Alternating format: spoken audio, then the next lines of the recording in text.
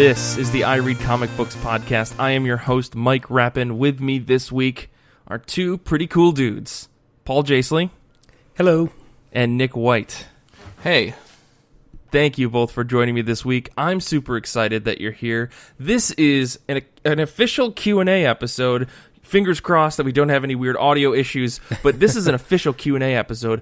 Before we start the show, I have one super duper amazing announcement. On top of our Q&A episode for today, we're also releasing a digital version of the first ever I Read Comic Books zine. It's the coolest thing. It's like 30 plus pages long, I think. It is absolutely gorgeous. I looked through the latest draft and it is wrapping up today. It'll be released the day this episode comes out, so on Wednesday. But oh my gosh, it is chocked full with so much cool shit made by the I Read Comic Books people, some fans of I Read Comic Books. You guys won't even believe it. So go to ircbpodcast.com/zine to just immediately trigger the download of the PDF. It's going to be so cool. But sorry, I'm way too excited about it because I'm going to mention it again after the break. Justifiably so. Yeah. I mean, it's fantastic, right, Paul? It's great. I'm so excited for people to see this. It is. Do you like listening to the show? We're going to love reading the physical version of the show even more. So yeah. I mean, it's not like transcriptions, but it's like articles and drawings and like really cool pairings. There's so much cool stuff. I can't even get over it. But anyways, let's actually talk about the thing that we came here to talk about today, and that is comic books. So I'll ask you the question I ask every single week. How have you been? How have comic books been? Let's start with you, Nick. Sure. I've been pretty good. I'm a little tired. Got up pretty early this morning. It's Mother's Day when we're recording, so it was time to go and visit Grandma and go to church. That's nice. Spend 45 minutes at a place trying to eat breakfast, and then going back to Grandma's and awkward silence with relatives. It was good. I had a fun time. I'm also tired. Did I say that already? Okay. Comics are good, though. Oh, that's good. I've read quite a few lately. One of the ones that I want to talk about is Sixth Gun. I've read volumes 2 and 3 this week. I'm currently working on the 4th. That's written by Cullen Bunn, drawn by Brian Hurt, colored by Bill Crabtree. And I think the real takeaway from this book is that it's just really fun. And I know that sounds like a platitude. That just sounds really trite, and I get that. Believe me, I have that level of self-loathing and introspection to think those thoughts, so of course I did. Sure. Sure. But it's so rare to find a book that's just sort of a rip-roaring adventure that I'm not saying you can turn your brain off, but it's not like dark and gritty and there are all sorts of terrible people doing morally gray things with awful implications. Sure. It's just fun. And I think what I think of a lot when I read this book is sort of Batman the Animated Series. And I know that sounds weird, but bear with me here. You've got this sort of cartoony aesthetic, and I realize cartoony is a stupidly loaded word, but here we go again, dissecting my own thoughts. But it's just this really well animated look that wouldn't feel out of place as sort of a Saturday morning cartoon, not unlike Batman the Animated Series, but it also is capable of taking on some sort of slightly darker, slightly weightier overtones, not unlike how Batman the Animated Series did, which I suppose makes sense that it seems like it would be adapted really well, considering that they already tried to do a pilot for it with NBC, and apparently that got shut down, right? Didn't get shut down. The pilot just didn't get picked up. And it also was optioned for a sci-fi, as in SYFY, fuck you guys and your confusing name, Sci-Fi Channel miniseries, but I guess that also didn't get picked up. But that being said, for those who are kind of wondering what this book is about, it's the sort of basically the 5 rings to rule them all, except it's 6 guns, except they haven't always been revolvers. You have these weapons that over the years have taken the guise of other death-dealing instruments. And this interesting. This comic takes place in the postbellum American West, and sort of follows these different guns that each have different powers. One allows the bearer allows them to recover from any wounds they sustain. Another allows the carrier to bring back and summon back, sort of as an undead, any person that they've killed with that gun. Another fires and shoots out pestilence. Another lets you see visions of the past, present, and future. And much like... What? Right, exactly. So they have all these weird powers. And of course the implication is when you have all of these different ones, if you bring them together, not unlike Captain Planet, something special happens. But it's not a weird bluish man with green hair in a red bathing suit or whatever you want to call what he's wearing. Instead... Speedo. Instead, it brings about really, really bad stuff that I don't want to get into too much. But the bottom line is, unlike Pokemon, you don't want to catch them all because bad shit happens. And so instead of telling Professor Oak's nephew Gary to go fuck himself, again, really bad shit happens. So we're following these characters, and I don't want to get into it too much, but it's just a lot of fun. Apparently, Wikipedia says it's a Weird West comic, which I guess is the genre for any mashup with Western. I'd never heard that before. Now you know. Sure. It's funny. I read the first 3 volumes of this a few years ago, and I really enjoyed it. Because I'm not usually a fan of Westerns. I don't like fantasy stuff too much. But somehow this is a perfect mix of the two where it really clicked for me. I need to get back on it and finish up the other few volumes. But I really enjoyed it when I read it.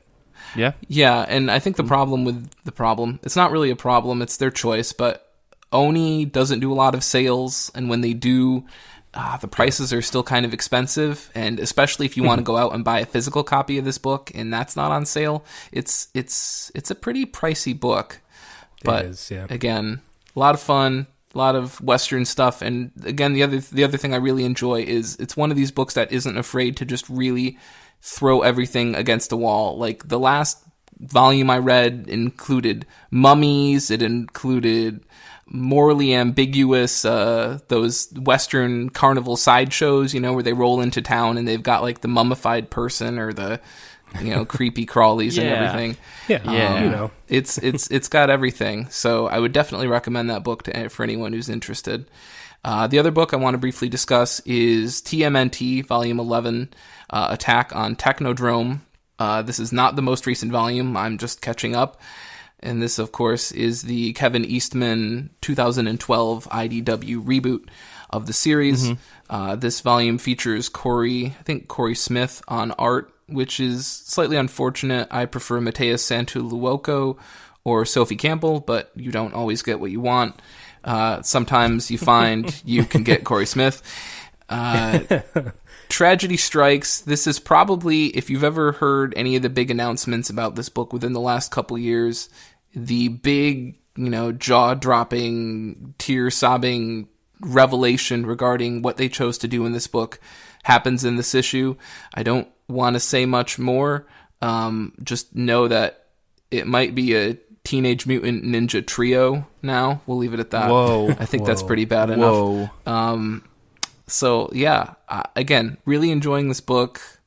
Not unlike Sixth Gun. Here's another one that's just really a lot of fun. Not really dark. So fast. He's going to say this so fast, guys. Don't you worry. Yeah. And again, it's just a lot of fun. And that's what I'm enjoying with this book. So, yeah. Mm-hmm. You're not going to talk about Shadow Roads? Oh, sure. Let me just briefly bring up Shadow Roads. Shadow Roads is the Free Comic Book That's Day what I thought issue. You were getting to. Yeah, sorry. Briefly. Yeah. Let me briefly say this about Shadow Roads. It was a Free Comic Book Day issue this year, released by Oni Press. It is written by Brian Hurt and Cullen Bunn, the guys who do Sixth Gun. It takes place in the world of Sixth Gun after the events of it. I stupidly read it without having finished Sixth Gun, but it didn't seem to reveal anything shocking to me, so I had a lot of fun with it, and it doesn't seem to be spoilery. So if you get a chance, check it out. It's a genuine, real first issue. It's not a sampler packet like a lot of these FCBD books are. Gotcha. Well, Paul, what about you? How have you been? How have comic books been? I've been great because I've been reading a lot of comics. I'm really making an effort to, thanks to the Grand Rapids Public Library and the Hoopla app, I've just been plowing through a bunch of comics. Awesome. Specifically late 80s Superman comics. And here's the thing. they're not very good, but I can't stop reading them. You know, it's just like it's like junk food. And just before I go to bed each night, I'm just like reading issue after issue of like John Byrne's Superman. I'm like, yeah, this isn't good, but here's another issue. Here's another volume for free, you know, from the library. So right. So I read Superman, The Man of Steel, volumes 1 and 2. I'm about halfway through volume 3 right now, actually. So the reason I wanted to read this stuff and maybe talk about it briefly is that this is the first volume of this is the 6-issue miniseries that John Byrne did in 1986 to reboot Superman, you know, after the Crisis on Infinite Earths. Is this the book that's widely regarded as being the first instance of a variant cover, I think? Maybe. I don't know. Here's the thing. I remember having this as a kid, but I didn't have the original issues. They reprinted it on like a smaller scale, so they're slightly smaller than a normal comic, and they came with like digest form. Yeah, but they were still individual issues, and each issue came with a cassette tape that you could listen to while you read the comic. What is this? What is this? I also had, because I'm old. This is why this one. That's and awesome. I also had the same version of Batman: The Untold Legend of the Batman, which is still my favorite Batman story. But that's why I love it so much. Because I read it so much when I was a kid and listened to it. I wish I still had the tapes. They're gone to history, but I'm sure I could find on YouTube. Somebody probably dubbed them somewhere. Any listener out there who can find the original cassette tapes, DM me on Twitter. I will make sure that they get into Paul's hands. Yes.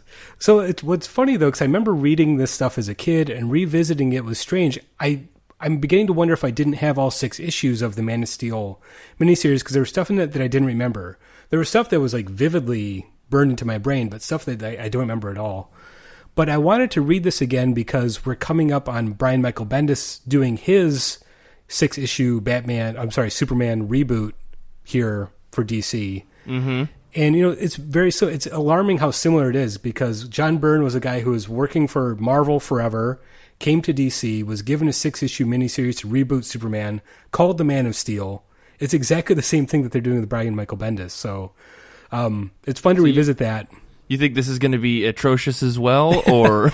I have slightly more hope. I mean, I did read the stuff in the DC Universe number 0 that came out, and then the little blurb the little segment that Brian Michael Bendis did in the Action Comics 1000. That one I didn't like so much because I'm not a fan of Jim Lee's artwork.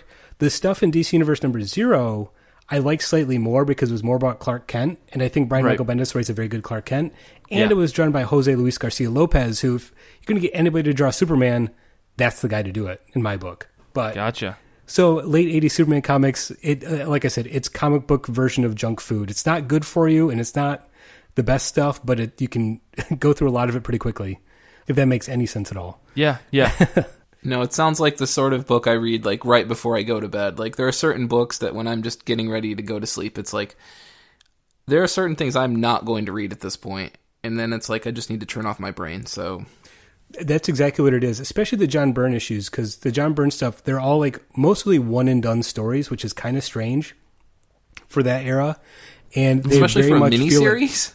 Well, the first volume is a miniseries. The other volumes follow, you know, him doing... He was writing Superman and Action Comics and drawing both those. Then he had Adventures of Superman. That was Marv Wolfman and Jerry Ordway doing that series. That's all in these volumes.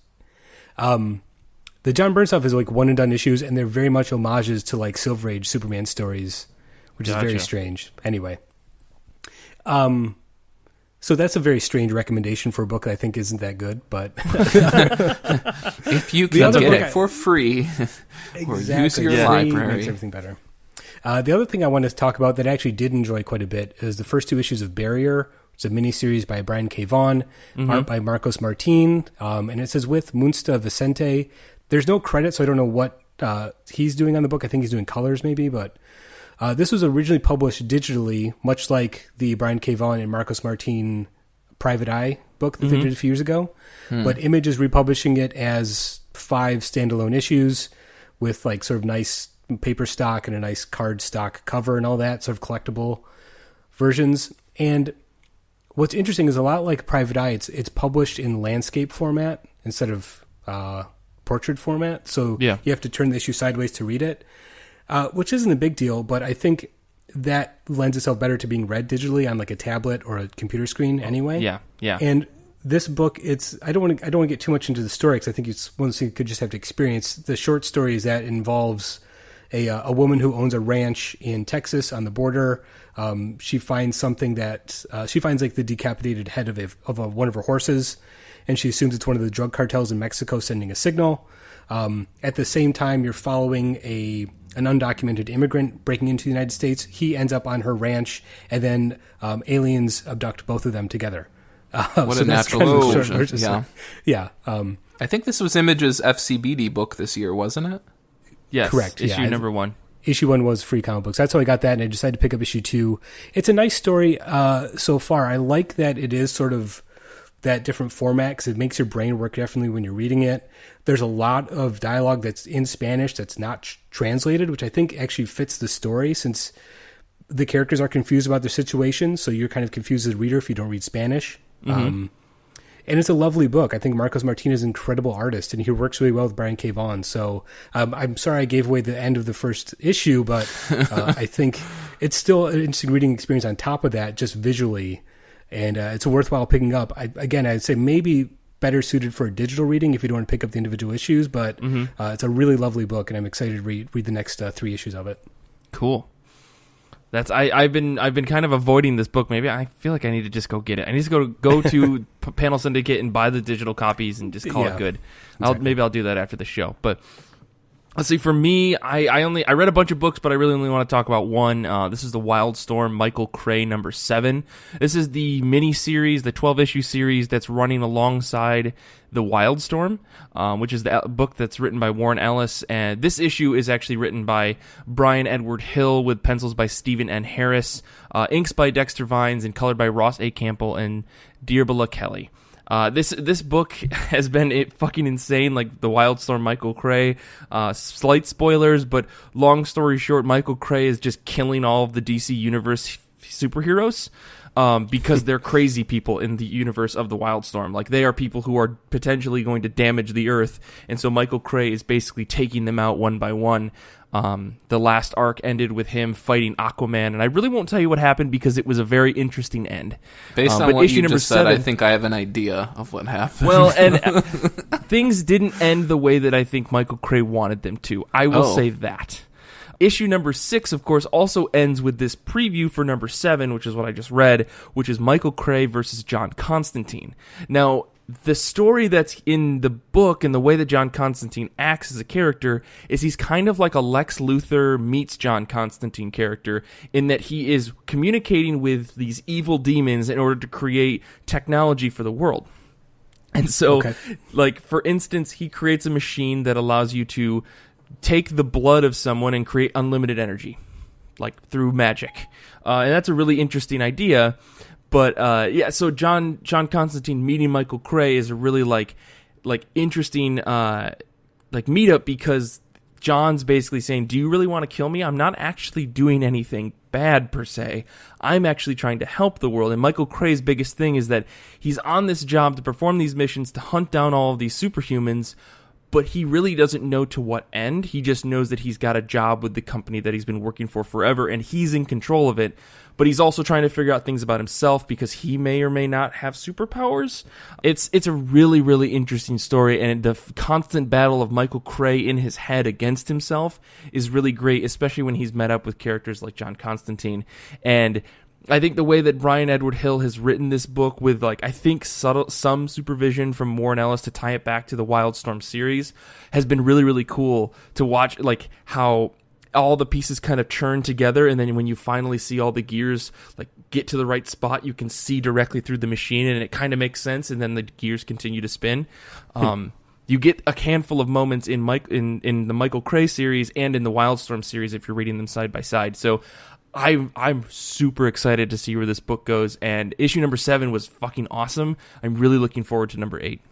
So, Mike, as someone who has never read a single Wildstorm-related comic, what exactly is the Wildstorm?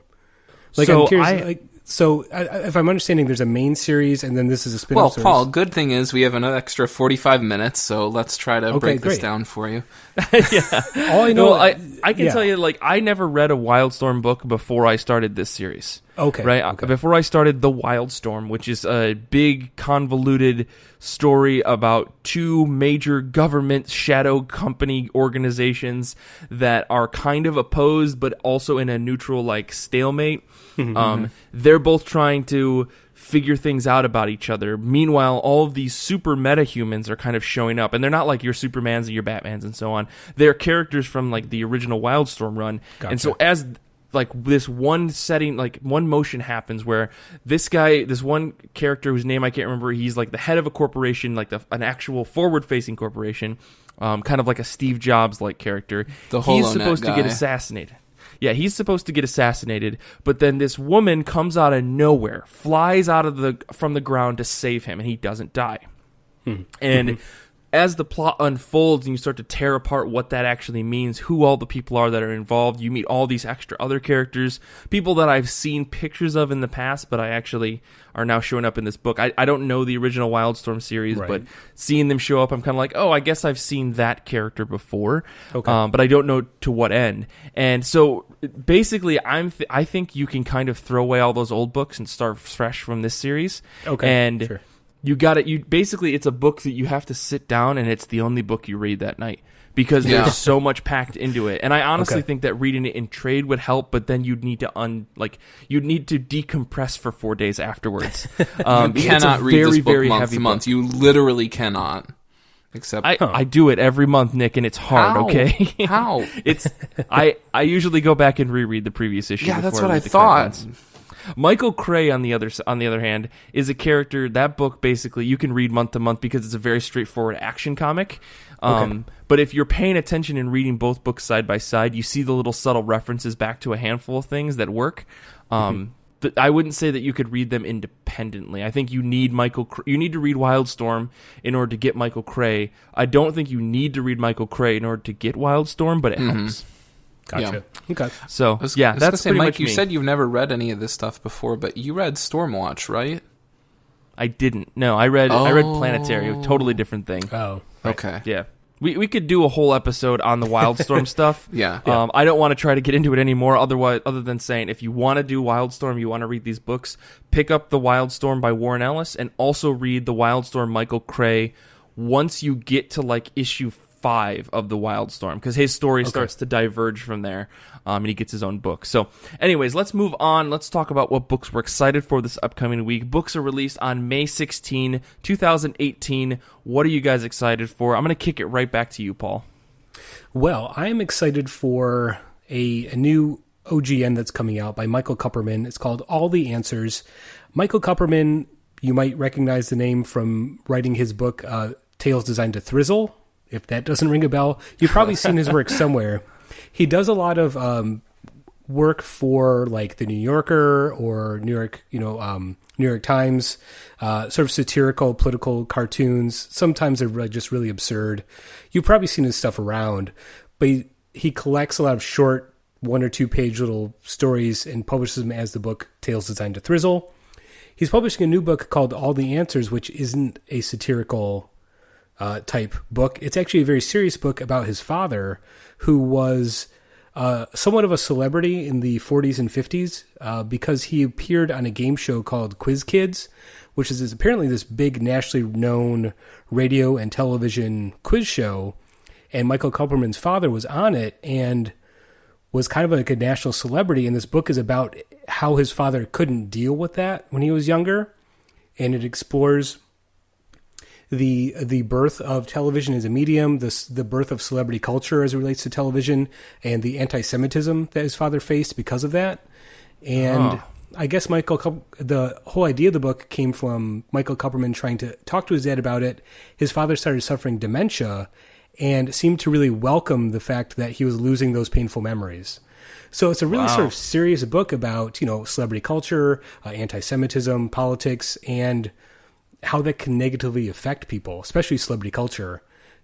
told through a lens of someone's father and son relationship. So I'm pretty excited about this book. I've always liked Kupperman's work, but a lot of it is, like I've said, very sort of silly, absurd, satirical. So I'm curious to see him tackle like a really like serious adult type issue or topic with this book that's going to be more sort of autobiographical in nature. Whoa, you sold me. Holy shit, dude. Yeah. It's funny because I saw he's been promoting the book on Twitter, and because I follow Michael Kupperman on Twitter, and I saw this book. I was like, boy, this sounds fascinating, and I've been waiting for it to come out for a while. It's being published by Gallery 13. It comes out, I think, Tuesday, since it's a real book, quote unquote, an OGN. But I'm sure your local comic shop might have a copy. I'm really excited about this. I can't wait to tear into it because it just feels like a really personal story. And we've talked about it on the show before. I really like comics that are autobiographical or biographical in nature. Yeah. I mean, you fucking hooked me, Paul. Like, I blame you. You got me to read that Life of Andre the Giant, and I was like, that's it. This is my new favorite thing. Sorry. No, do not apologize. It has made my life so much better. That sounds fantastic. Nick, what are you excited for this week?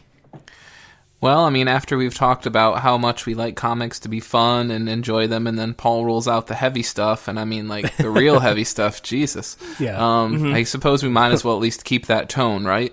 So, for me, it's Gideon Falls #3. This is from Image Comics, written by Jeff Lemire, drawn by Andrea Sorrentino, colors by Dave Stewart.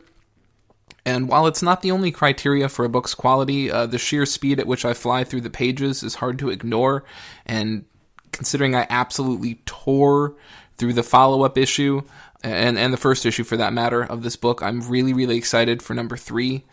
For those who aren't privy to the basic core kernels of this story, you've got this guy called Norton. He lives in the city. I don't think we know what city, and he's obsessed with rummaging around through the trash. He picks it up, he brings it home, he labels it, he puts it in a jar, and it goes on his wall. Understandably, this is not exactly healthy behavior. He's seeing a therapist for it, who has threatened to put him back in the hospital because he does not seem to be improving.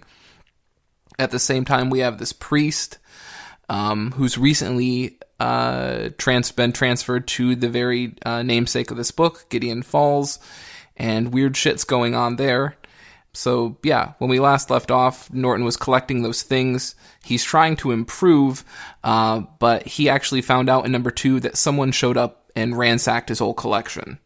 Like, broke into his place, stole his shit. Don't spoil the book, man. Yeah. Don't spoil the book. I haven't read it anyway, yet. He's not on the road to improvement anymore, so 3 should be real interesting. Mm-hmm. And, of course, what was real funny is that the priest is now trying to convince the cops that, oh, that's right, last night the priest that came before me showed up in my room, P.S. he's supposed to be dead, and he guided me into a cornfield where I found the assistant, I think, rector to the church dead in the cornfield. I was the last person to see her, but I didn't kill her, and then, I also happened to see a black barn behind the cornfield, which is now not there. So as you can imagine, the cops aren't really buying any of it. This book is really, really engaging. It's super dark. I love the art. I really like that Sorrentino is really willing to play with different panel orientations and different panel structures, but he's not going overboard with it. It's not like you're having to fucking rotate the book every few seconds just because he wants to really go zany. It shows up in the appropriate points. It's not overused. For those looking for something riveting, something dark that's just really full of mystery and beautiful art, and you have no idea where this book is going, the only consistency seems to be that they're constantly taking characters that seem to be rationally minded, sound individuals and showing them the barn to sort of show you that, like, disbelievers or rational people seem to be spotting this too, and it's not just that Norton guy who remains convinced that he's been finding pieces of the black barn all around his neighborhood. So this is terrifying, by the way. Yeah, This I mean, book is if your core terrifying. question is where is this going, like, that's my question too, and that's why it's so engaging. Is it like, where is this headed? Like, where is this headed towards? And it really does feel very Twin Peaks, which, if you know anything about Jeff Lemire, that might be his favorite thing. So it all adds up. Interesting. Well, hopefully. We'll see. I've decided to trade weight this book because it's too much for me. I can't deal with that amount of tension in my life. That's fair. That's fair. For me this week, I'm a big old fanboy, and I picked Batman 47 because I'm really excited about this book because I think I hate Booster Gold, and I feel like I'm alienating a lot of people who listen to this show and maybe I doubt on this it. show by saying that. Booster Gold is the focus of this current Batman arc, and while I did like the ending to Batman 46, I did not like the build-up at all. This feels like in 46 issues, Tom King nailed it out of the park for 46 issues, and then 45 issues, I should say. And then issue 46, I was like slogging through it. I like had to force myself to get to the end. I didn't really care for how Booster Gold was written, and it was like he's the focal character of the book, and for reasons that I won't really get into. But I feel like I also was like really pampered, like really, really spoiled by Michael Janen's art for so long, and then we switched over to Tony S. Daniel, and it doesn't feel right for this book in comparison. Like, I think people like Tony S. Daniel's art. I think that he's done good Batman work in the past. Hey, listen, Nick, I don't know, but I know that he's a big name, and he's not the problem. He's not the problem with these issues. That's all I'll say for now. Yeah, I mean, it's really bizarre. I did not like issue 46. I'm gonna keep reading Batman because I have so much faith in Tom King. I might name him godfather to a future son of mine. Like, that's how much I trust the guy. But it's really interesting. For 45 issues, I love this book, and on 46, I finally felt like blah about it. So I want to see either how this book gets out of this hole, for me at least, right? Or if it gets worse and I drop the Batman book that I've been reading for almost a year. So, well, I mean, we'll see. Mike, I got to tell you, I'm in the same boat because I hated issue 46. Wasn't crazy about issue 45 either, and guys, it wasn't. I'm only up to the Wonder Woman stuff. Okay, I'll say then. I'm not saying spoil it. I'm just revealing the fact that I'm a bit behind. We sufficiently have avoided spoilers so far. I just was 46 talking about the end issue of the on the whole wedding arc stuff. Is that no? Oh, okay. That's then issue I guess 50 will be the. Yeah. Issue 50 is going to be the wedding, as far as I know. But just avoiding spoilers, I guess, I'll just say to you, Mike, that this version of Booster Gold does not feel like any other version of Booster Gold I've ever read. I think Tom King is making a big mistake in this, and because Booster Gold is acting in ways that only benefit the plot. Like, Booster Gold has never cocky and annoying and goofy and stupid. He's that. He's that.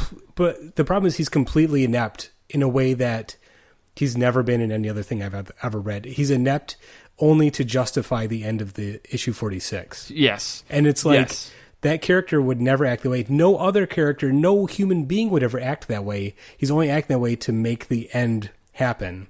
Yeah. And so, you don't hate Booster Gold. You hate this this terrible version of Booster Gold that somehow is existing in this comic. So that's all. He's pretty inept in DeMatteis's Justice League International. But you're saying this is worse? But it wasn't... Yeah, it's not... He's... Yeah, I guess you just have to read it. He's just so... that's fair. Mind-bogglingly just oblivious to what he's doing. Yeah. And I think that's different from being annoying, which Booster Gold always has been. Yeah. It's very strange. Yeah, I did not care for these past two issues, but I'm still going to read it because it's a Batman comic. I was just distressed when I went to pick up this issue, and I didn't like the cover, and I said, what's the variant cover? And that was also drawn by Tony S. Daniel. Yeah. I'm sorry, Nick. I mean, this is my first time really reading Booster Gold, so I got a bad impression. So I guess if people out there want to change my mind, send over your Booster Gold recommendations. He was fun in All-Star Western. Pick that shit up. That was hilarious. Yeah, I don't think I'm gonna. Yeah, okay, I believe you. Fair enough.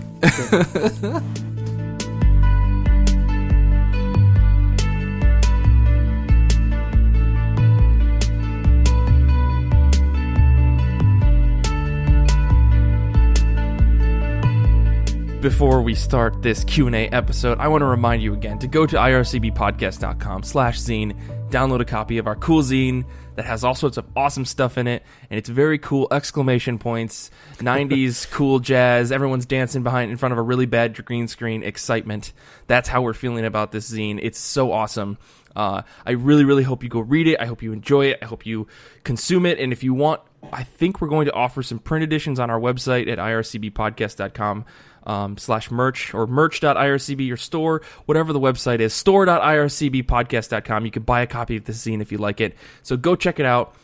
That's a whole other thing. But let's get into some Q&A episodes. We got a bunch of questions from people. Specifically, we got a bunch of questions from Danny, and we had some other questions from people. I want to thank Danny for being such a fantastic dude. You can see his art in our zine. But let's start with one of his questions. I'm here with Paul and Nick again. After today's episode about the pull list, which was the episode that Nick and Paul actually were on, he came up with two questions. One, does anyone have more than one shop that they pull from? And if so, why? So we'll start there, and we'll answer those questions. So, do you guys pull from more than one shop? Do you guys like shop around? Do you cheating on one shop with another shop? I don't have the anonymity to admit that, I guess, on this show. But no, I don't have two separate pull lists, but I'm sort of, blessed living in the wonderful city of Grand Rapids, where I have a couple really terrific comic book shops that are easy for me to get to. I have my local shop here that's right down the road for me. I've had a pull list with them for almost 10 years now.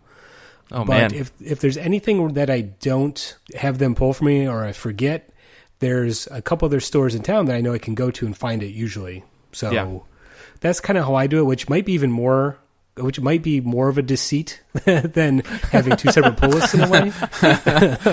I'm just curious what the benefit of having separate pulls at different stores would be. Maybe there's a store that specializes in a certain thing. Yeah. Well, Grand Rapids, like you said, is very blessed to have like a couple of comic book shops there, and they do a really good job, I think, of stocking not just the big two, but like as many different publishers as people pull from. Or if a book's popular, they'll pull it even if it's from like a small publisher. Mm-hmm. I think there are places out there, and I know we've heard it from folks that are on the show, that only stock the big two. Period. That's all that they stock, and they're like, fuck you, man. You don't get anything else. Maybe if you get a pull list from them, they might pull in other things because they can order like one copy of Gideon Falls #1. But it's true though. There are shops that only stock the big two. I mean, I think there used to be one of those shops in Grand Rapids that closed. The one down on 28th Street, but Apparition. Yeah. I think they were real heavy on the big two, and they didn't really stock anything else. Definitely. So, I mean, those types of shops exist, so that might be the reason why. That'd be my answer. But, Nick, do you do this as well? Well, as I think some of our listeners know, my pull is also at the same shop as Paul's. And because I'm shopping in the same geographical area as Paul, I take advantage of the same things. And so, like Paul, I don't have a second pull. But occasionally, if I'm looking for a different variant, or as you guys were getting at earlier, maybe you have a secondary shop that simply does a lot more business, and maybe that's not the one that's closest to you. You just visit less frequently, and if it does more business, then it can more easily access crazy variant covers or whatever stupid shit comes in with having a high volume shop. But yeah, for me, there is another shop that I go to if, like I said, if I'm looking for a different variant, or if I forgot a comic, or if heaven forbid my shop forgot to order something for me, or maybe grabbed the wrong cover. And I do want to clarify, my shop is really good at, if those sort of mistakes happen, doing the best that they can to correct them. But occasionally, depending upon what the book is, you might find yourself in a bit of a real bind, where your shop just can't order another one. Maybe it was a really, really limited print run or something like that. And so in those situations, being able to just, go across town 15, 20 minutes and get your hands on one, it's pretty helpful. So yeah, don't have two pulls, but do have sort of a backup shop for when I make a mistake, or my shop, makes a bit of a mistake or something, just to cover my butt. So, Well, and Mike, you're in a position where you probably don't really have to worry about having a pull since there's so many shops. You don't have to have a pull. Yeah, exactly. Here's the thing, guys. I have 6 different pull lists and 6 different shops. One book on each list. Yeah. Well, that's the thing. So it's funny because I primarily shop at Midtown Comics only because it's down the street from my office, right? And that's kind of like shopping at Walmart when there's like a local grocery store down the street. But in a lot of ways, like it's really great because they get everything. But in order to have a pull list with them, you have to pull at least 10 books. So I keep that list updated, and I drop things and add things. And luckily, I pull a bunch of books that have like time off, so I'm not like pulling in 10 books every month. I'm pulling in like 4 or 5 books every month, and then those ones will switch off, and the other ones will switch on. But nonetheless, like, and they're really good about it, and they know me. They know, I've been going there for 3 years, so like even if that number dropped below 10, I'm sure they'd be fine because they know that I'm going to consistently come in and spending money on top of my pull list, which is what I usually do. I mean, I ideally I would probably, I don't really have multiple pull lists. I'm really curious to see if Danny does. Like, he asked us this question. I'm wondering if he's shopping at multiple shops to do it, but he says that he has 2 shops near him, so he does, I guess. I mean, I don't know. He humble bragged about this. That was what his question said. But I mean, I could see that if you wanted to say support multiple shops, because maybe one's your gaming and comic shop and one's your just comic shop, and you wanted to support both by having like a 5 issues pulled at one and 5 at the other. I think if I could do that, I would totally do it. Makes sense. Because there's so many. I guess we're going to turn this question back on Danny. Yeah. Why do you have 2 pulls? And it may be something like that. I think that would be really cool if I had the physical space in my apartment to hold all the books that I'd like to pull physically. Unfortunately, I don't. So it's like I have to really pick the shop. But I do shop at other shops when I'm near them. Like if I'm near Forbidden Planet, I'll head down there. If I'm near St. Mark's, I'll head to St. Mark's. Like there's a shop that's over in Flatbush that I just went to for Free Comic Book Day. Really cool shop. I wish that I could go there more regularly. Like if it was closer to my apartment, I would probably go there more often. But that's like the biggest problem with New York, of course, is just getting places, which is why I shop at Midtown in the first place, and yada yada yada. So, I don't do that, but I think that's a really interesting question. And if anybody out there does this, please let us know. I'd really, really like to hear that story. Danny's other question was he was at his local comic book club that night. They read Madame Mirage, which I've never read that, but I've heard good things. He wanted to know, how often do you bag and board if you collect floppies or organize your books? Do you procrastinate like me and do hundreds at once, or weekly habits, process, etc.? I have a whole weird system about this, but I want to hear from you guys first. Wow. Well, this is timely for me because I'm in the midst of cataloging and reorganizing all my comics as we're recording. Okay. Well, not as we're recording, but at the same weekend. Yeah.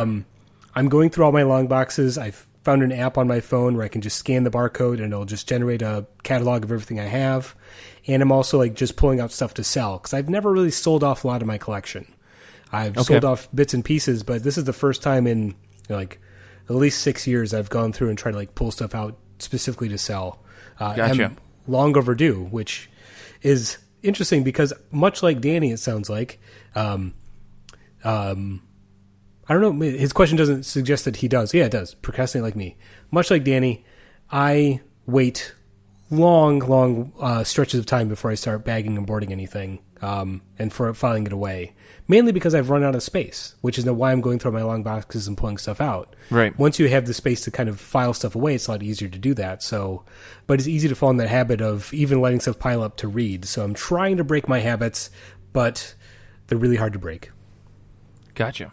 What about you, Nick? I think we've covered on this show, there is some method behind the madness in life that you live with your books, but there's a faint as amount always, I always want to hear it.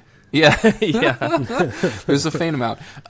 So let's start with the organizing my books. Well, Danny, they've never been organized. They get dropped into short boxes as I fill them, which turns into a real fun mental exercise when it comes to me trying to find a book again, because I have to look up when it came out and then sort of guess, like, okay, the last box was maybe like 3 months, so I need to go back 4 boxes, and maybe it's in there. Someone needs to buy you one of those like flag things so you can write like the date, so that you can be like release date, 5/29/2017, and you can put it in there, and you can have all your books in the next one, and so on and so forth. There may be month by month, like May, June, July, and so on. Yeah, and my boxes aren't marked either. They're all just blank and white.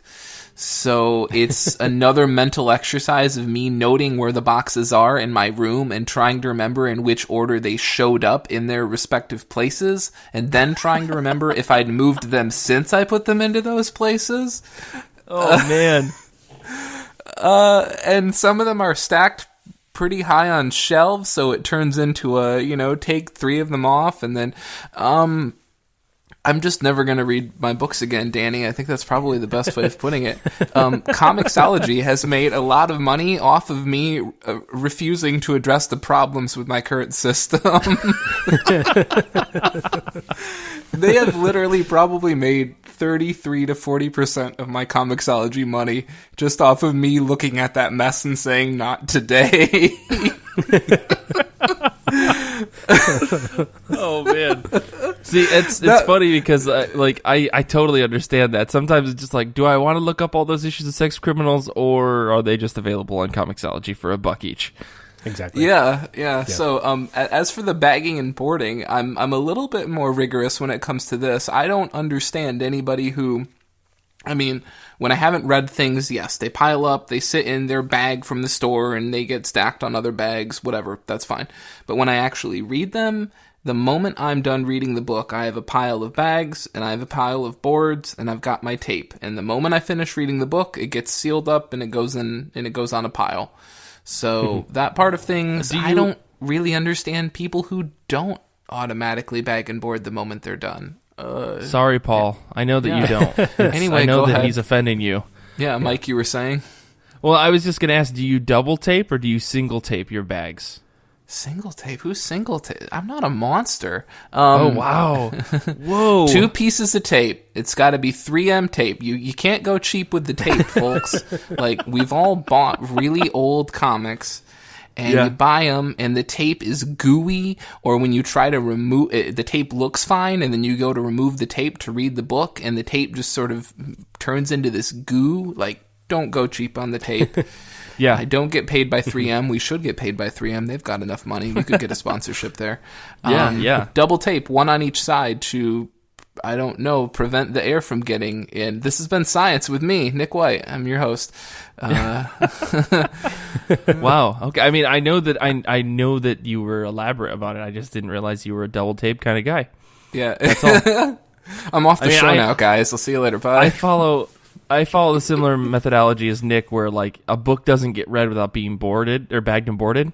So like my books will sit, and then like immediately, like really, I actually let them sit around in the bags and boards because I don't like having plain floppies out. Like there's too much dust and cat hair in my apartment for me to feel comfortable with the books sitting out covered in dust.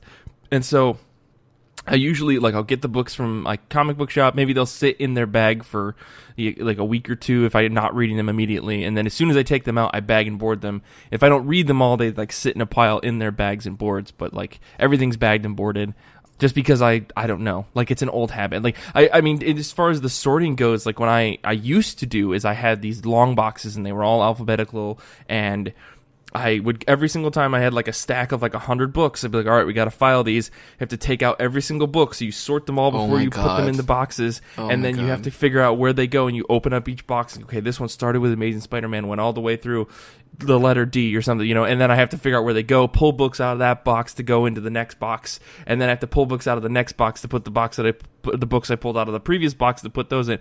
It was a fucking problem. And it was like, all right, do I have 3 hours tonight to do this, to put 20 books away? And so I gave up, and I kind of take Nick's approach of, just putting the books as I get them. Chaos. Mind you, just chaos. It is chaos. Mind you, I'm not buying as many physical books as I used to. So it's like in the last 3 years, I've only filled up a short box and a half. Like I'm literally not buying that. I buy more graphic novels and stuff than I did before, which is a whole different problem as far as bookshelf space go. My bookshelf, like you can see that every single shelf in my bookshelf is like bending under the weight of the number of books that I have in there. Yes, it's a real problem. Yes, But that's a whole other thing, and the organization for that has no rhyme or reason. It's like books by size, then alphabetical. When I can ? Does the alphabet even matter? What is the point of organizing anything in this chaos? Like that's kind of the thing that I go through, and I do procrastinate the hell out of this. That's the other part of it. Yeah. Yeah. So I know we've talked about it on the show before, but you have to remind me, do you, either one of you, when you're organizing your long boxes, are they just alphabetical or do you by publisher? Nick, you're just chaos magic organizes your books. Yeah, it's bad, man. Like you would think I would at least take the baby step of labeling these boxes, even within my chaos thing and being like, this is roughly the last 3 months. Nope. It's just, they all look the same. So, but it's perfect because I'm never going to let anyone else read them. So there's that problem. Right. And I have Comixology, so there's me reading them again. So right. I imagine you storing your comics like the final scene of Raiders of the Lost Ark, where just like a giant room of just boxes, and you're just putting them away. Yeah, me shouting, "They belong in a museum," and they're like, "We'll give you $10. Quit bitching." Yeah, I mean, mine is purely alphabetized. For the books that I have organized, they are completely alphabetized always. Interesting. I can't stand... Why not by publisher? That's so much easier. Because I don't know. That irritates me to hell. I don't know why. Like, when I go into shops, I'm like, oh, it's organized by publisher. I'm like, you fucking mean that I have to go to the second floor in order to find a book by Valiant? What do you do with Doom Patrol when it switched from Vertigo to DC, Paul? What do you do about that? Do you still...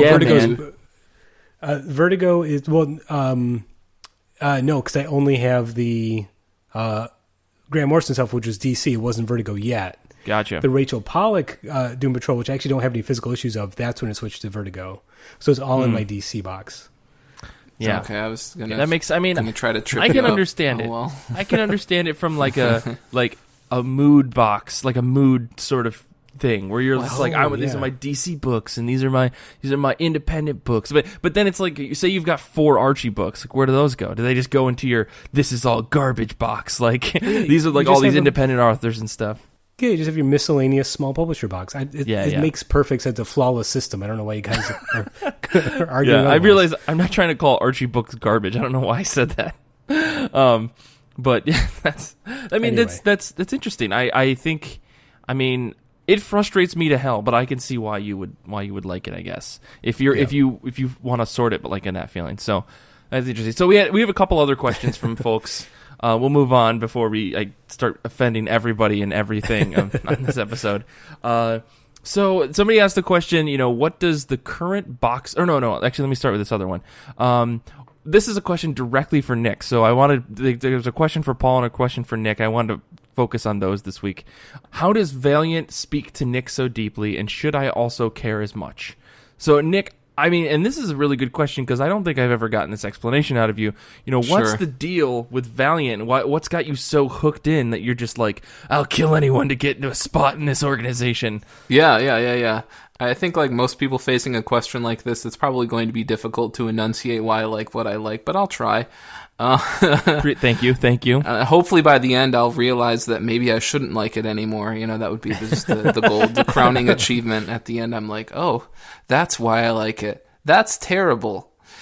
I think what appealed to me in terms of Valiant at the beginning was that I picked up Valiant on just a pure whim. And what's hilarious, if you know even the slightest thing about Valiant, is that I picked up Unity, which is basically their superhero book, which is a combination of all these other characters from all these other books. And long story short, it was probably the worst Valiant book I could have picked up to try to introduce myself to Valiant in that regard. Sure. So it was a very weird decision. But I knew so little to the point that I didn't even know that was a bad call. Like, that was the level of ignorance I had. Jordan and I were just up at Barnes and we were looking at books we hadn't read or tried before, and I was just looking for something new, and that looked totally different. And I think that was Matt Kint and I want to say Doug Brathwaite. Maybe it was Carrie Nord.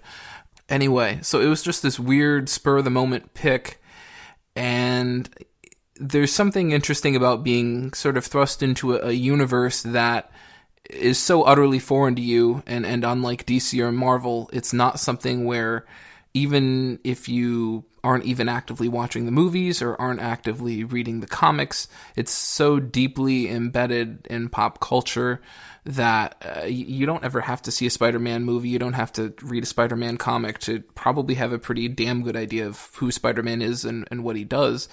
And so with Valiant, it was this just very bizarre experience of being thrown into this fully fleshed out universe that I had never heard anything about before. And I suppose that's sort of the unique appeal or somewhat unique appeal about Valiant, is that it is a comic book publisher that's attempting to create a universe-wide scenario, but doesn't have that deep history that DC or Marvel has. And with that in mind, especially if you only regard Valiant as the 2012 reboot to present, there's not that much material to go back on, comparatively speaking. And so I think what really appealed to me was, if I wanted to learn more about these books, there was a history. There was definitely a history. I think I started reading in 14 or 15, so there was only like 2 or 3 years of work at that point up to then. And I think that really stuck with me, this idea that there was more to read, but it wasn't an overwhelming amount. If I wanted to do more of a deep dive or explore or discover more, it was there, but it wasn't just like, oh my God, what order? How do I do this? Blah, blah, blah, blah, blah. And so I think that initially that just outward appeal of it was great, but then I actually started reading it and realizing how they like to interconnect things and how one book plays into another. And long before Ninjak had his own book, he was showing up in XO Man of War. I like a lot of the company's policies, or at least their policies up until present. We'll see if they continued with this DMG takeover. I won't get into that right now. But the whole just general disdain for having crossovers, for having things span across several books, for hijacking books to do a crossover. Instead, frequently their crossovers are their own distinctive book, and they don't rope in other books to them. Just their world building is really quality, and I really like their Moneyball sort of approach, where they're trying to bring in big names that have worked for Marvel or have worked for DC, but maybe they weren't being utilized in the right fashion. Maybe these artists weren't just being put on the right things. So you have a lot of people like Clayton Crane, and Matt Kindt, and Jeff Lemire. You've got all these big names that are somehow managing to get brought in, and it's the question, well, why is this small publisher doing it? And I think it's really just because they're finding ways to really utilize these people properly. So I think that's probably, I think they just have a really good, I think they just have like I said, for starters, just a really good cast, like a really good staff. A lot of their policies are real sound in terms of how they do things. I don't know if that really touches on it. Yeah, no, I think that's a great answer. I mean, every Valiant book that has either been thrust upon me by you or that I tried, I never felt like I was really missing anything, even for books that maybe had tiebacks. Like, even reading Secret Weapons, having not read all of, like, Harbinger Wars or all of the Harbinger book, like, I knew what was going on immediately. And anything that I didn't know, they informed to me in a natural way that didn't feel like I had to read a wall of text in order to understand what was going on. Like, because the books really focus really well on the characters. And I mean, even Rai is a character, they have tiebacks to other things like Eternal Warrior, I think. And it never felt like shoved in by any means. It all felt really, really natural. And if I had read all the Eternal Warrior stuff and I read all the Archer and Armstrong and all that jazz, like, maybe I would have gotten it even more. But by no means did I feel like there was a missing chunk. And I totally agree. Like, they have a really good way to approach those types of stories and world-building stories without making you feel like you have to read everything. Like, if you only like Archer and Armstrong, just keep on reading Archer and Armstrong. You don't have to read anything else. Yeah, everything really just organically connects, and like you said, what I love is that for the reader who wants to read more, for the reader who wants to pick up more books, there's more you're going to discover. But for the person who literally only wants to read Quantum and Woody, you're going to be fine. You know, and I love that their books are so tonally different that there is an offering for everybody. If you want a buddy comedy, there's Quantum and Woody. If you want a globe-trotting, century-spanning adventure, there's Archer and Armstrong. Mm-hmm. Their books are so different tonally, and yet they are always finding ways to interconnect them. And I love how you have characters that bounce from one book into another book. Certain characters will sometimes rotate off, and they'll go from having a solo series and they'll just get bounced into a team book, or they'll be sort of a side character in a different book. So characters aren't really ever gone. They just find themselves getting rolled into a different place. And I like that books don't get too long in the tooth with Valiant as well. You won't find a Valiant run that really goes beyond like 30. I think XO got to like 40 something, and that was their biggest one ever. So yeah, interesting. So everyone should go out there and try a Valiant book. They're definitely, I mean, I think it is safe to say there's probably something for everybody to a certain extent. I think Valiant's, I think the one big complaint I've seen against Valiant is that the majority of their books feature male characters.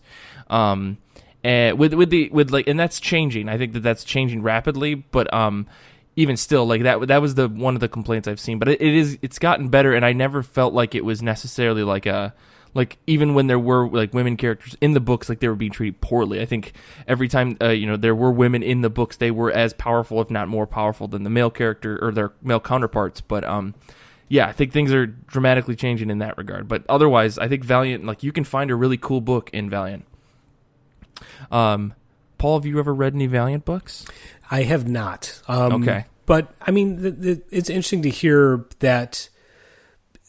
For me, it seemed like, because I knew that the original Valiant from the 90s, they're bringing back a lot of the same titles, and it sounds like this newer, iteration of Valiant is very much new reader friendly. Mm-hmm. And I think I listened to Nick talk about it. It feels like if you're reading it, there's almost like this sense of investment, watching the universe be built from the ground up, more or less, as you've been reading it. And I can see how that's like really appealing, especially for somebody that finds legacy superhero books a little bit daunting because of that history. You see it sort of fresh in front of you. That seems appealing. And I think what's really interesting, and you got at this a little bit, and I'll just briefly say this, one last thing. In terms of the legacy books from the 90s, and being someone who has read a little, I think I've read probably like the first volume that they've been collecting of the legacy books of a lot of their series. It's really interesting to see them slowly integrating a lot of the elements from the 90s books, and they're really taking their time. And I think that's what's really interesting to me. They're slowly injecting these different things. Like Secret Weapons was a very popular thing in the original 90s runs, but they took a good 6 years to get to that point in the rebooted universe. And it's really the other really fascinating thing is that a lot of these things are being reinterpreted, sometimes with a good deal of just a real variety of how they're, I guess I would say they're being reinterpreted with a wide berth in terms of the freedom that they're given in terms of what they want to do with it. So it's not just, oh, here's this character, I've seen him before, he does this, he acts like this. They're, like I said, sort of reinventing them for a new age. Yeah. Well, I guess we're kind of running short on time, but I do want to get to one more question. This is a question directly for Paul. So, this is we'll get to this and then we'll wrap up the show. But the question was, how does Paul reconcile his too cool for school music taste with his retro Superman Square DC fanboyism? Which I don't know. I don't think that was meant to be insulted. I hope you didn't take it as insulting. I think it's a compliment and a burn, and they've equally been applied at the exact same moment, so as to not draw attention to the other. They cancel each other out. So Paul's cool, but Paul also sucks. What's the deal? Paul's also a square. No, so I guess I mean, I think that's a question. That's a good question. You know, like you do have like a big Superman fanboy feeling, but you also are really cool. Well, how does that compute, man? I don't know how this earned this reputation of being cool. I don't know where that ever came from because. don't remember ever having that reputation for the previous 35 years of my life, but no, it's interesting because I saw this question as a possible one to be asked, and I was thinking about this. I don't think that my musical tastes are really all that impressively cool. They're impeccable, but they're not that impressively cool. Sure. I think a lot of the stuff I really listen to and the stuff I gravitate toward these days is a lot of 70s punk and power pop, and I like a lot of bubblegum pop music. I have a lot of Monkees records. But I think I like that stuff because there's an earnestness to the music. As simple as pop music from the 60s and 70s is, there's a sort of like, there's an earnestness and a sort of conviction to it that I really enjoy. It can be slightly tongue-in-cheek, but it's not super self-aware. And I think that's why I like Silver Age DC stuff so much, is that it has that same sort of feel. Where Definitely. It is, those Superman stories, yeah, they're looking at them now like, yeah, they're corny and they're sort of square, but there's an earnestness to them. And like, yeah, this is an important story. And I kind of like the lack of self-awareness, which I think is really prevalent in a lot of contemporary pop culture. And it's kind of refreshing to see stuff that is just, we're just going to be positive and optimistic because that's the way we are. You know, we're not going to analyze ourselves too much. And I think that's why I like that stuff so much. Also, it's incredibly fun at the same time. You know, on top of it being something I can analyze that way, I was already talking about reading shitty Superman comics nonstop. You know, there's something appealing about that where it's just like, I can just enjoy it for what it is, as just sort of like, bubblegummy sort of popcorn, junk food pop culture. Yeah. And I love that stuff. Yeah, So I think that harkens back to the Superman episode that we did, and I think the overall outcome came from was just like there is this overwhelming goodness that comes from like an earnestness, like you said, from Superman, and I think that totally matches up to what you just described in terms of your music taste.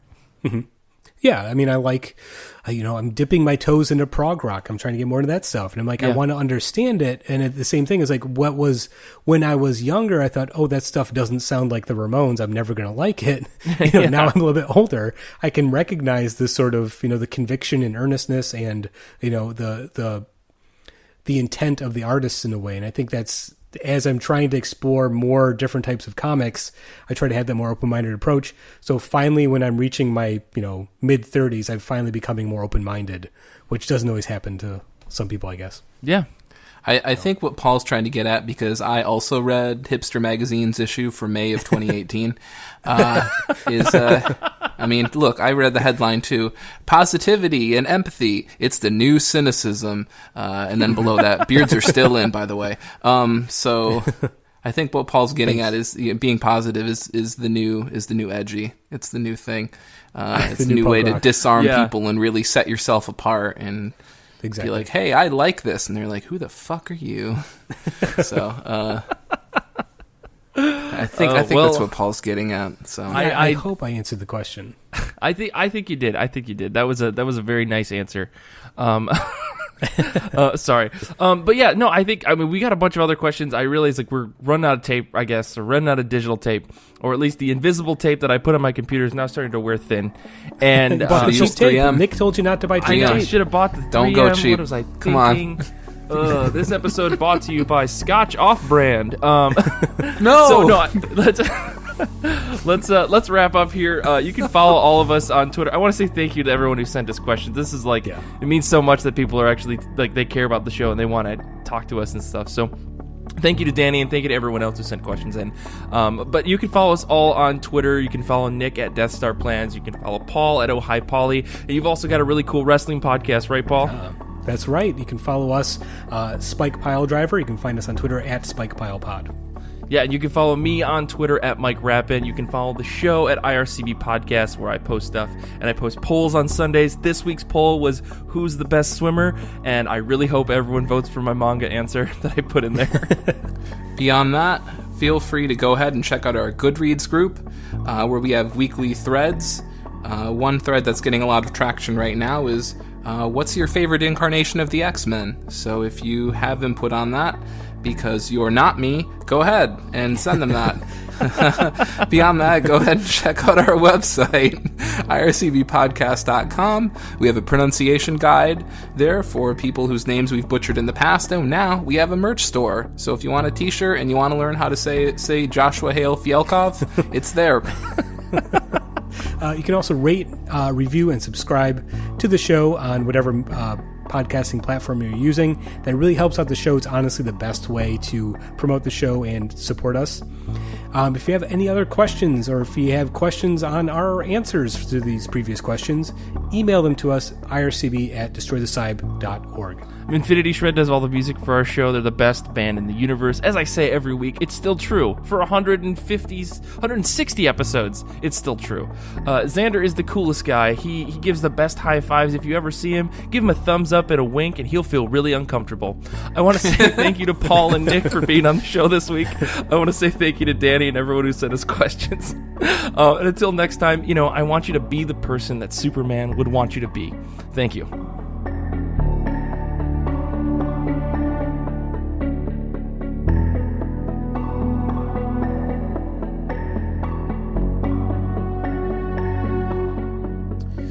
So, before we get started on the second half, can I just confess something to you guys? Yeah. I haven't told anybody else this yet.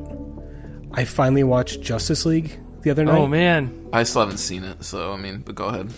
Oh. I just want to say, if you're going to worry about ruining anything, I don't care. I'll just say that, in lieu of spoilers, I'll say it wasn't bad in the ways I was expecting it to be bad. It was bad in a lot of new and exciting ways that I wasn't expecting.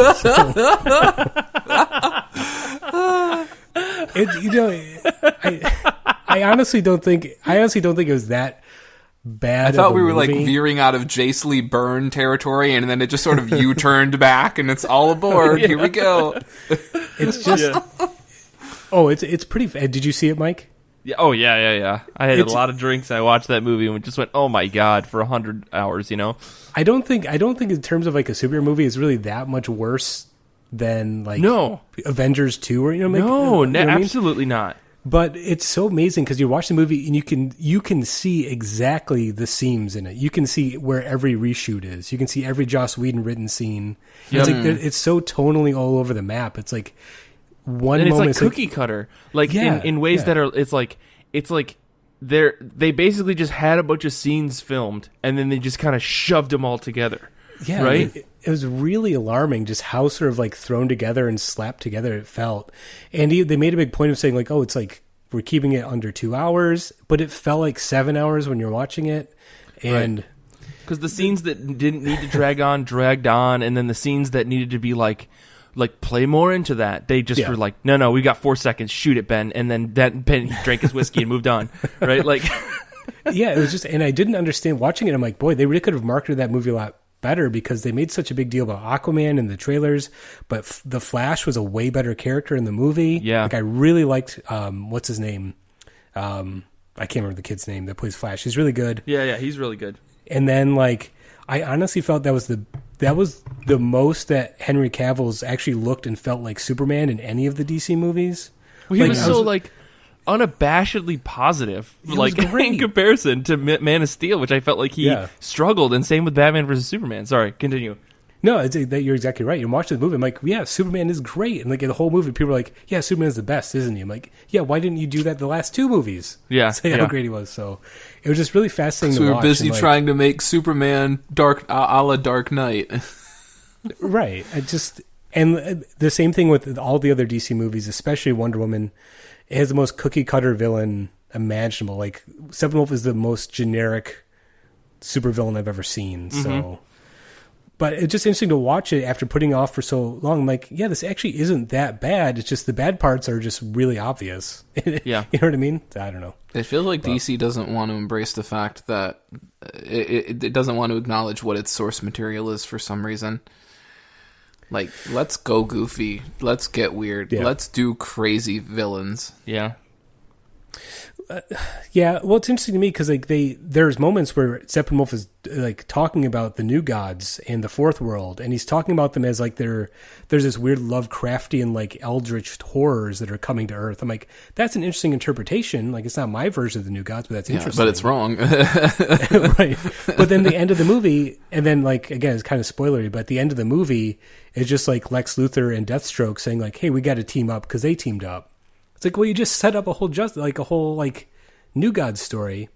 But if you do a sequel, it's going to be the Injustice Gang, apparently. Dude, when I watched that and they were like, he was like, "Oh, the New Gods," and I was like, "Holy shit, is DC going to like genuinely take a risk with this?" Yeah, like, I was honestly expecting a different ending because they were like New Gods, and I was like, "Oh God," I feel like. The little that I know it still made me excited to be like, oh, that's the direction they're going to go. And then it's just like, oh, no, maybe they'll do New Gods in Justice League 3 when they've rebooted and recast half the cast. And then you could just imagine when they're having like the pitch meeting for New Gods and they're like, well, show us what like the New Gods will look like. And then they're like, well, there's this guy and he floats around on a big chair. And then Zack Snyder is like, no, we're not doing this. Everyone's in leather, okay? They all wear sunglasses. Hardcore. You saw X-Men? You saw the original X-Men? It's basically That's the aesthetic we're going for, okay? That's the aesthetic. All right. Yeah.